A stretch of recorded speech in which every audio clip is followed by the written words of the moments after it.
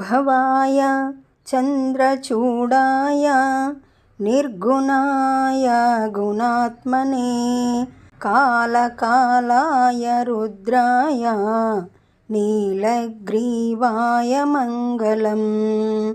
वृषारूढाय भीमाय व्याघ्रचर्माम्बराय च पशूनां पतये तुभ्यं गौरीकान्ताय मङ्गलम्।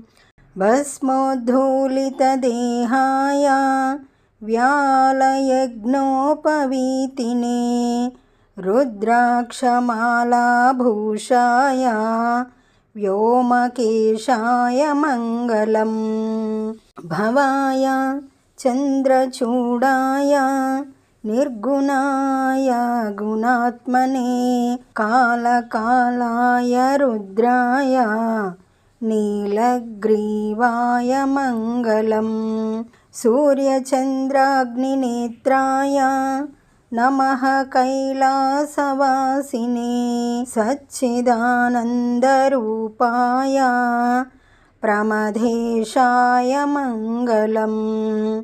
मृत्युञ्जयाय साम्बाय सृष्टिस्थित्यन्तकारिणे त्र्यम्बकाय शान्ताय त्रिलोकेशाय मङ्गलम्।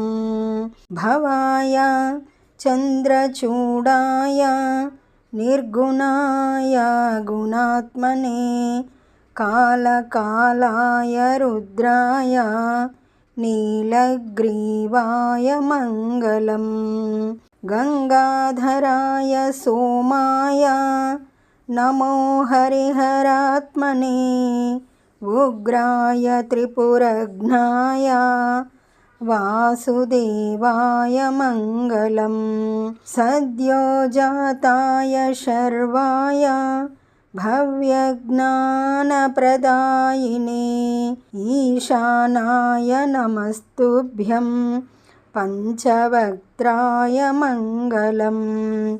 भवाय चन्द्रचूडाय निर्गुणाय गुणात्मने कालकालाय रुद्राय नीलग्रीवाय मङ्गलम्। सदाशिवस्वरूपाय नमस्तत्पुरुषाय च अघोराय च घोराय महादेवाय मङ्गलम्। श्रीचामुण्डा प्रेरितेन रचितं मङ्गलास्पदं तस्याभीष्टप्रदं शम्भो यः पठेन्मङ्गलाष्टकम्। भवाय चन्द्रचूडाय निर्गुणाय गुणात्मने कालकालाय रुद्राय नीलग्रीवाय मङ्गलम्।